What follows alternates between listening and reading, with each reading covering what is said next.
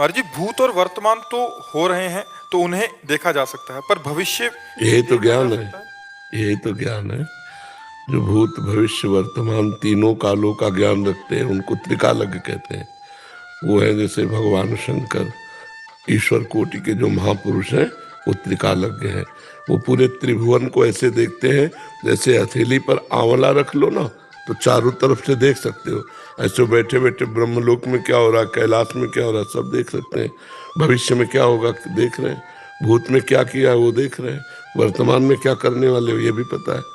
तो ये त्रिकालज्ञ ईश्वर कोटि के महापुरुष होते हैं। थोड़ी थोड़ी स्मृतियां, सिद्धियां साधना से प्राप्त हो जाती है कि तुमने कल क्या किया है, कल क्या करोगे, आज अभी क्या करना चाहते हो ये भी पता है। तो इन सब की जानकारी रखने वाला भगवत प्रेमी नहीं होता है। भगवत प्रेमी ना कुछ सुनना चाहता, ना कुछ जानना चाहता, केवल अपने कृष्ण प्रेम में, प्रभु के प्रेम में रोना चाहता है। न वो अपनी जानकारी रखना चाहता, न किसी और की। सुने न काहू की कही, कहे न अपनी बात, नारायण व रूप में मगन रहे दिन रात। वो अपने प्रभु की याद स्मृति में सब विस्मृति करके, न भूत की, न भविष्य की, न वर्तमान की। ये भूत भविष्य वर्तमान है तो माया ही है ना बच्चा।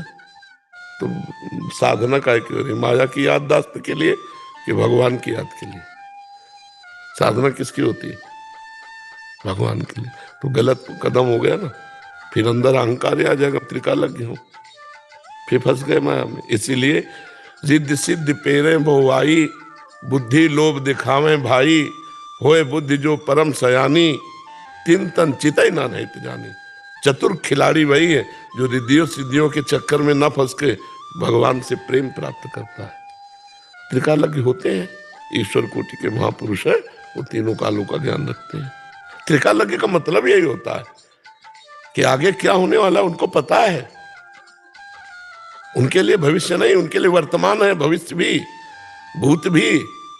जैसे वर्तमान में हम तुम्हें देख रहे हैं ना, ऐसे भविष्य को भी देख रहे हैं, भूत को भी देख रहे हैं, तभी तो त्रिकालज्ञ है। तुम त्रिकालज्ञ होते तो प्रश्न क्यों होता है? प्रश्न तभी उठता है जब आप त्रिकालज्ञ नहीं है। आपको बड़ा अजीब लग रहा है कि भविष्य को कैसे जान गए, भविष्य में क्या होने वाला है वो कैसे जान सकते हैं? तो कोई अल्पज्ञ क्या, वो त्रिकालज्ञ हो, तीनों कालों का ज्ञान रखते हैं। जो परम सिद्ध हो चुका है उसके लिए तीनों कालों का ज्ञान कोई दुर्लभ थोड़ी। पर हमारी तुम्हारी उतनी गति नहीं है ना, तो लगता है ऐसा कैसे हो सकता है। ब्रह्मलोक में क्या हो रहा है उनको पता है, अभी हमारे घर में क्या हो रहा है हमको पता नहीं। तो हमारा ज्ञान बहुत सीमित है ना, वो असीम ज्ञान वाले हैं, तो हमारी बुद्धि उनको कैसे पहचान सकती है। और इससे भी परे कि प्रिया प्रीतम क्या कर रहे हैं, जो इन सिद्धियों का त्यागी है वो ये बात जानता है हमारे श्री कृष्ण इस समय कौन सी लीला कर रहे हैं। वो उसमें डूबा, कभी रुदन करता है, कभी हंसता है, कभी सब। अब यहाँ बैठे बैठे उस निकुंज में क्या हो रहा है आप कहोगे क्या निकुंज, कौन सा निकुंज, कहाँ निकुंज? तो वहां गति नहीं तो कैसे जानोगे।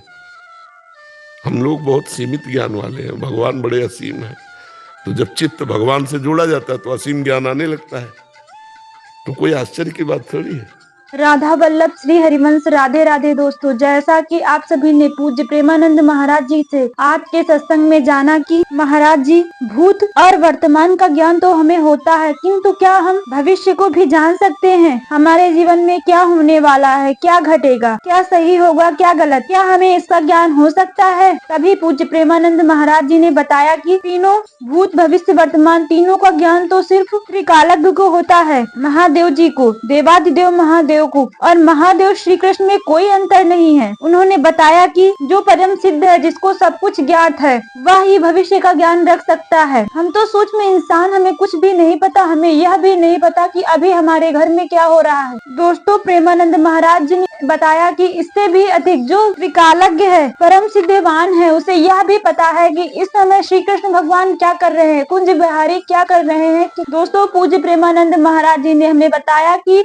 अगर हमें सिद्ध प्राप्त हो जाए तो हम अगर श्री कृष्ण को देखने लगे, हमें पता चले कि वो क्या कर रहे हैं, तब हमें भविष्य को देखने की कोई चिंता नहीं होती। हमें नहीं जानना होता है कि हमारे भविष्य में क्या होगा। दोस्तों, उन्होंने बताया कि हमारे जीवन का सिर्फ एक ही आधार होना चाहिए, राधा नाम जप करना। राधे राधे दोस्तों।